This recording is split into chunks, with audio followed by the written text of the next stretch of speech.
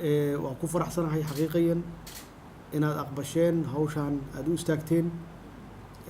aad doonaysaanna wax ka keentaan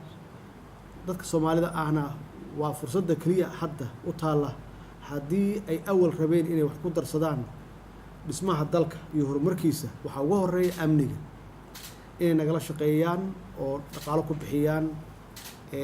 sidii ciidamadana niyadda ugu dhisi lahayn kii dhaawacma aan wax u gaarsiin lahayn kii dhinta caruurtiisa iyo agoontii aan ka warqabi lahayn taas waxay keenaysaa marka kuwa hadda dagaalamaya oo frontiga ku jira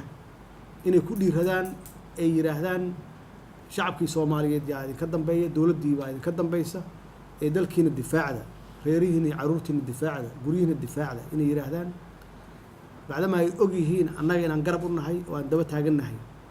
annaga markaan leenahay waxaan ka wadaa shacabka Soomaaliyeed dibadda iyo gudahaba iyo dawladda marka waa mahadsantihiin aad iyo aad yaan idinkaga mahad celinayaa